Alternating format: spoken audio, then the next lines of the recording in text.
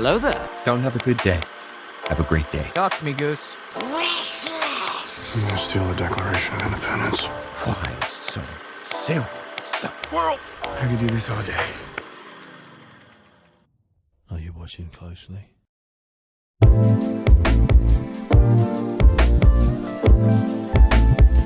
Welcome everybody to the One-Eyed Film Podcast. I'm your host Seth Mossberg, and today we got little brother Luke with us today, and we're going to be talking about Jojo Rabbit. How are you doing, Luke? Good. That's good. So Jojo Rabbit is one of those movies that doesn't necessarily rank high on a lot of people's lists. It's not really a standout movie. It is a decent movie, and I really enjoyed it, but it's a little odd, I'll admit, that we are covering this so early in our, movie discussion with as young as our podcast is. It does stand out as strong in its themes and also how it was created and how you can take something very serious and make it very satirical. And I want to talk about that today. I want to talk about how this movie approached a very gruesome time in our world's history, and also just, was it too insensitive? Was it too direct in some ways? I know you have some thoughts on it, Luke, and I'm excited to hear about it. Generally, what do you think of the movie, and what would you tell others to prepare if they haven't watched it yet? Well, I think it's just a really great movie. Taika Waititi has had, I'd say, hit or miss movies in the past, but this one, I think, as you said, it stands out because he does a very good job handling the very deep themes of World War II while also bringing some fun, and I had a few hearty laughs during some of the fun points. What really stood out to me, some of the things that really stood out to me were the friendship between Yorkie and Jojo and the imaginary friend of Hitler between Jojo. I think mostly between Jojo and Yorkie, they're so wholesome even during the dark period that they are and being a part of the Hitler Youth. They still stand out because they're both outcasts. And I think the name of the movie also really stands out, of Jojo Rabbit, because they make some really strong themes about what a rabbit does. I don't remember who said it, but it's the rabbit provides for his family. He is humble, smart, and strong, so be the rabbit. And I think that's a really good point to make, is that it is something we need to be, is to be providers and strong in difficult times. And I think that's just a really important part of this movie, that it's in the name. So I think it's something we really need to pay attention to while watching this movie. Mm-hmm. It was directly addressed earlier on when it was kind of literally talking about a rabbit, and they were teasing him about being a rabbit, but then it got flipped on its head and, be the rabbit. Little on the nose, but yeah, I think it definitely worked and the message got across. And then, like I said, it addressed it right away. And then throughout the movie, it indirectly addressed it as Jojo works it out and is the rabbit, if you want to use that terminology. But you're talking about the friendship between Yorkie and Jojo, and that was a very special thing to watch. They're very funny together, but also was almost gross. not their friendship, but at the beginning when we were watching the actual clips of Hitler Youth and how they were just being indoctrinated and brainwashed, and it was scary to know that happened. Thousands, if not millions, of kids in that era, and we see that through Jojo and Yorkie as they're being brainwashed to believe that this is the right way. And it is a very scary thing when you relate it to something like what's happening in today's world. And I don't want to get too political right here, but it is important who teaches our kids, and what they're being fed outside of the household is very important. And you can kind of see this play out in Jojo's house. And eventually we realize Jojo's mom is not a supportive of the Nazis and is instead hiding Jews, and yet she can't say that. She doesn't really have any power, and Jojo is now a Hitler Youth, and so she can't really do anything about that, and that kind of sucks. But it is important, know what is being taught to your kids, both, let's say, at school, if you're a parent listening to this, or just consuming in media. That's partly why this podcast exists, is to teach people how to watch with discernment and to get something out of it, more than just what the movie directly wants you to get out of it, you know what I mean? So the movie is obviously supposed to be a comedy. It's supposed to make you laugh, which is very weird considering it's a movie about Nazis and the terrible things they did. But I noticed a turning in the tone of the movie when the Gestapo arrive at Jojo's house. And it becomes as silly as they kept making it to be with their Heil Hitlers to each other. And that was supposed to be funny because they couldn't stop doing it. It got very serious pretty quickly, that scene specifically. You could definitely feel the tension with Elsa really pretending and putting on a show and having to lie to these Nazis to protect herself. You could really feel the how frustrated she was, and Jojo even feeling sorry for her that she had to lie. Like, he knew that she was doing this to save her own skin, and there was nothing he could do about it. And that specifically, that scene kind of made a shift in the movie, especially considering what comes a couple minutes later, which we'll talk about in a second. But it was a weird scene, and we're going to talk about satire and war here in a bit. But again, the way they took something very serious and kept it lighthearted and satirical is interesting, and I think they did it well. I can't say that for sure, but it brought a lot of weight to the scene as well as humor, which is a very weird combination. But I think the reason I would say they did it well is because I felt both dread and humor. Yeah, and I think that's another thing that is really, really great about this movie, and just about Taika Waititi's personality in general, is he was having fun with it, but he also knew when to be serious. And I think that is one of the scenes that it best brings it out, is because they come in and they're doing all their Heil Hitlers to each other, and it's supposed to be funny but also serious at the same time, because oh, they might find Elsa and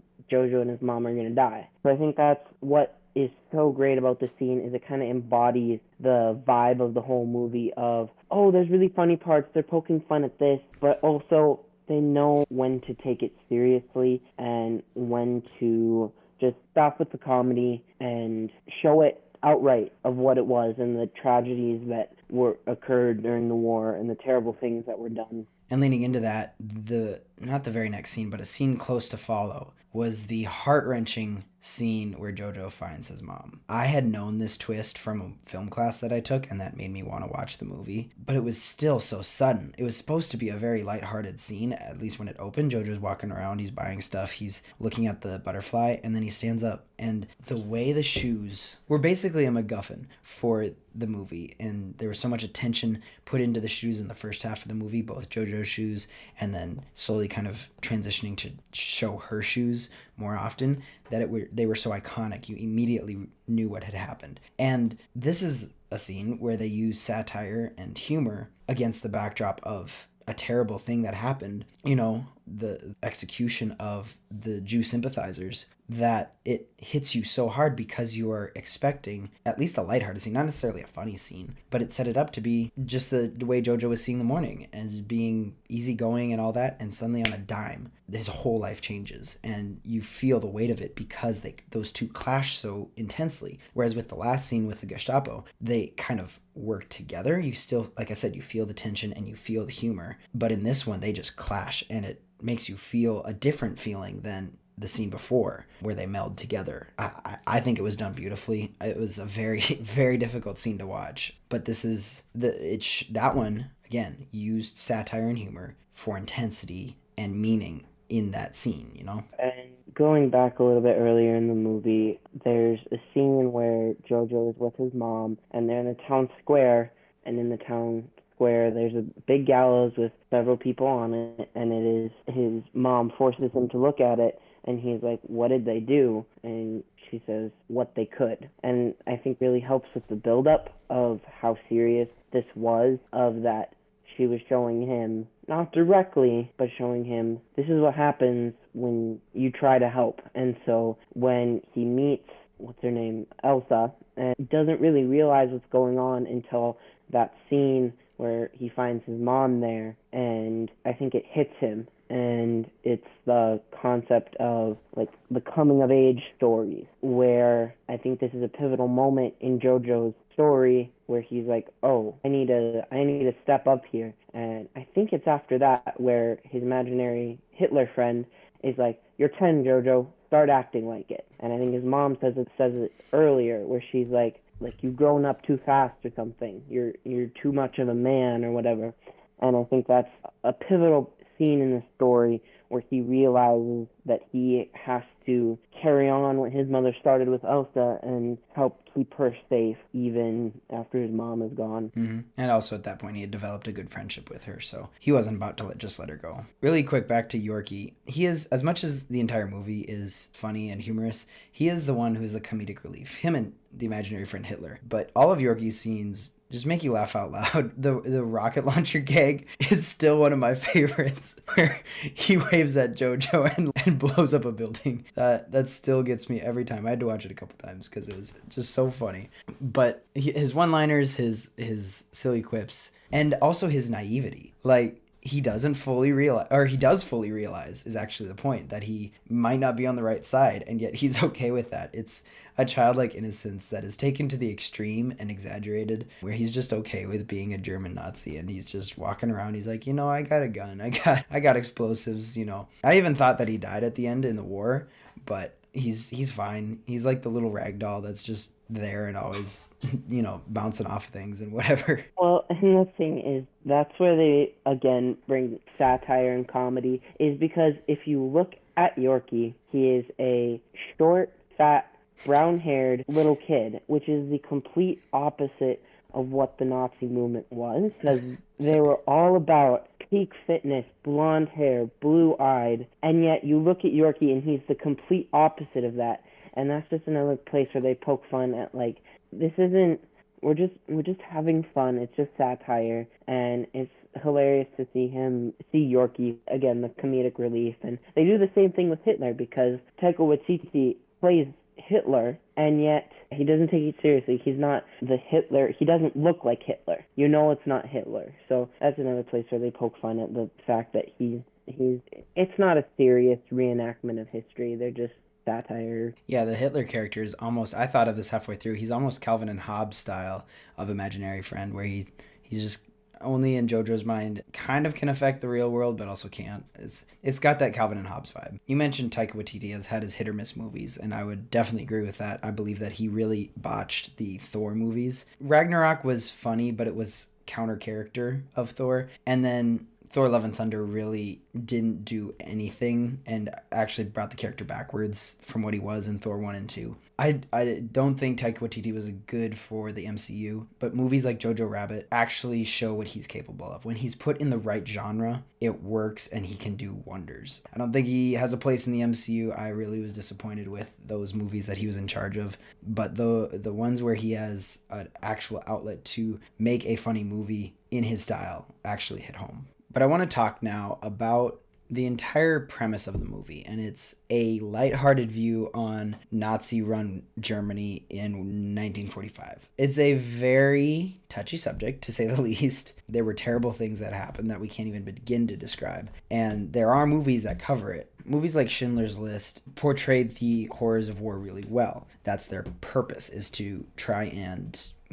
give you that reaction, kind of what Deacon and I were talking about in the horror movie episode, where if you don't see it in real life, on the big screen, you're not going to have the same emotional impact. You can read about it in history, you can go to the Holocaust Museum in DC, and it still won't impact you the same as seeing it for real. So you have those movies that do it well and do it justice in the worst way possible, but also in the best way possible. So you see and feel the weight of it and the emotion of what actually happened or could have happened if it's historical fiction. But then you have this other style, which is Jojo Rabbit, where it was very satirical. And I didn't know how to approach this at first, because most people would watch that movie and possibly feel as though it was making fun of all that happened. But when you analyze it, you realize that everything that was funny in its place, and anything that was serious when it needed to be. Like, it was very serious when Jojo's mom was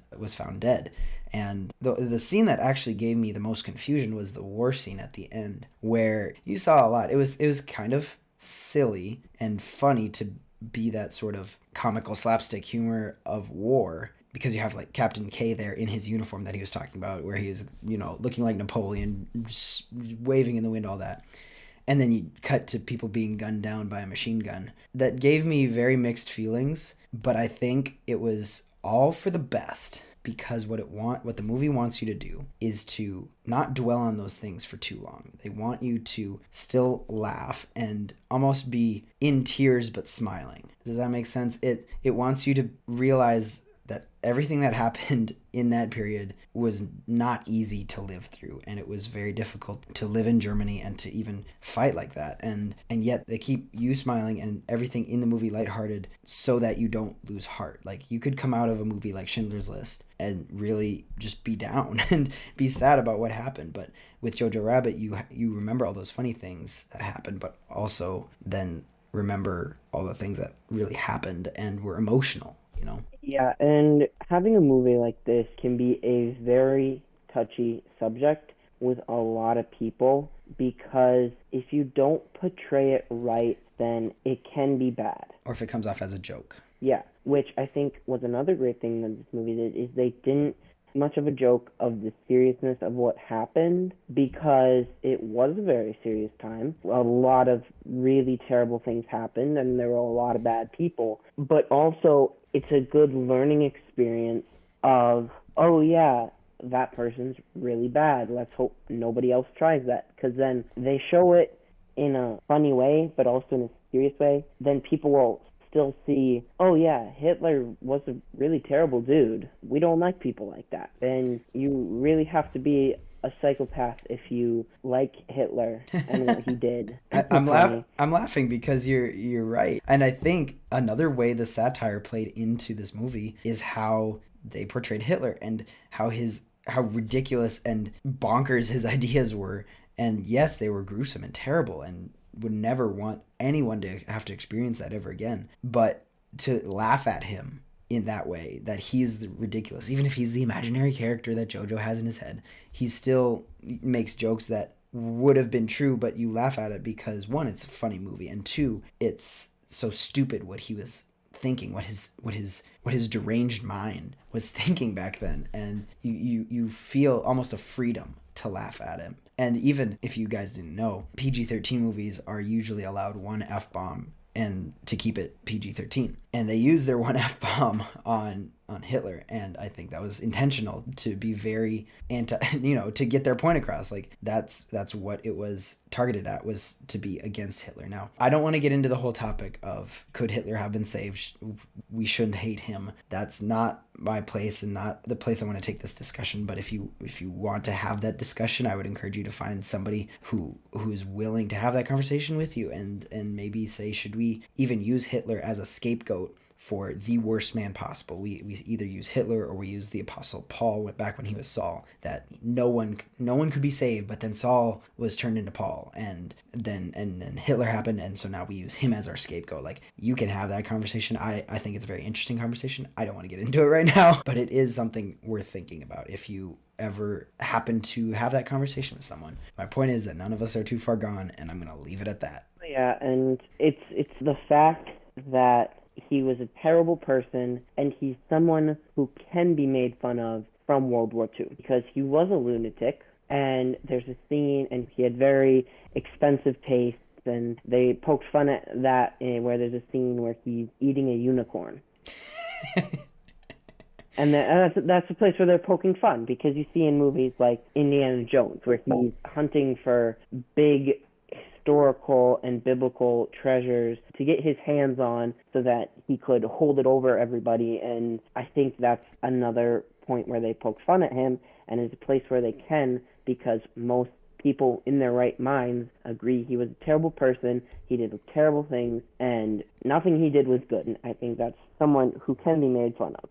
Yeah, the whole premise of the movie is assuming that people know Hitler is the bad guy. If this movie was shown to somebody who just was somehow unaware of that, it would be a pretty weird movie for that person to consume. But it all rides off the fact that Hitler was one of the most evil men to live and did incredibly evil things, especially against God's chosen people, the Jews. This movie took something that was a very serious topic and was able to still show the intensity and the weight of it while keeping it enjoyable and fun to watch, while also not being disrespectful. I think it nailed it in all those areas. It is For those of you who haven't watched it and are just listening to support the podcast, first of all, thank you. But also be wary watching this. It can be heavy at times. It can be vulgar at times. But I really enjoyed this movie, and I think it has a lot that we can learn from it, I suppose. And maybe give it a watch if you haven't already. I think we need to talk about Captain Klenzendorf. Because I think he was comic relief, but also I think he is one of the most influential characters in this movie, even though he is a smaller character, but has very many influential roles. So first of all, when they have the Hitler Youth Training Camp and Jojo blows himself up with a hand grenade, then Captain K is demoted and he then meets again with Jojo so that they can do meaningless tasks around the city. But then his pivotal role comes in the Gestapo scene where Captain K shows up and he takes Elsa's papers and he lies to the Gestapo for them. And it shows that he really cares for Jojo, and he does have a heart. And in the war scene, he, again, is the comic relief, but when Jojo is arrested with all the other Nazis, Captain K ends up giving his life to keep Jojo safe and get him out of there. And it's a very sad scene, but it also shows a really good point of sacrifice for love that Captain K was willing to help Joe because he knew it was the least he could do, and I think he's a really special character in this movie. Yeah, the Captain K's death was actually also another really difficult scene to watch. I think from that we can get that any meaningful character's death was handled with an air of loss and sympathy towards that character, for sure. They didn't make light of death. He was a very important character, I definitely agree. He drove parts of the story forward and kept Jojo safe. That's honestly the gist of it, and it was very sweet. Even though he was a comedy relief character, he really was very caring, and that was meaningful to the entirety of the movie. I mean, the quote at the end of the movie is pretty good. Oh, from Helke? I have it written down here. Let everything happen to you, beauty and terror, just keep going, no feeling is final. And I think this is a really great way to end the movie because it really is an embodiment of scripture where it's the whole fact of there will be trials and tribulations, but God tells us to have joy wherever we are, in any situation, whether we are rich and happy or we're poor and sad. He's always there, and there is a better end. There's always going to be a better end. And yeah, no fearing. In the end, we will have joy, and he promises us that. And I think that's another big thing with Jojo's mom is she knew what she was doing was right and ended up dying for it. And there's always that kind of figure in most movies of like the hero of the story that ends up dying. And I don't want to be the person who tries to pull a Jesus character from every movie, but I think everybody likes those characters because it's in our human nature to like them. Do you get what I'm saying? Yeah, it resonates with us. And it was almost an Inception level of references, where obviously the movie was referencing Helke, and Helke was referencing possibly something, a very biblical theme, like you said. And again, maybe he didn't pull it directly from the Bible, but the theme still stands. And it's reflected in the character's motivation in the story and their actions. It definitely was a good way to wrap it all up at the end, to give meaning to anything that had happened, good or bad, in the movie. Move forward with a positive attitude day by day, no matter what. Well, thank you, Luke, so much for talking with me today about Jojo Rabbit. It's always fun, especially to have family a part of this podcast. And I hope that you, listener, will share this with your friends, continue to help us grow our podcast. We've seen a big increase in numbers in listeners, and we really appreciate all that you've done sharing this on social media and all that. Follow our Instagram where you can share it to others there. We post our updates on when episodes are coming out over there, as well as some short form content that you can also find on YouTube and TikTok. YouTube has our full episodes, so hi YouTube viewers who are watching us. You're not missing out on anything. There's no exclusive on YouTube or exclusive on Spotify. It's just another way to consume the podcast if you so choose. So follow us on all those areas. Join our Discord so we can have more discussion on this and maybe delve into some deeper topics on this movie or on this season of our world history. If you so choose, we really want a strong community of Christian movie lovers who are able to talk about these difficult things. And so I hope you'll join us there. But with that said, thank you guys so much for listening. We love you all. Peace out.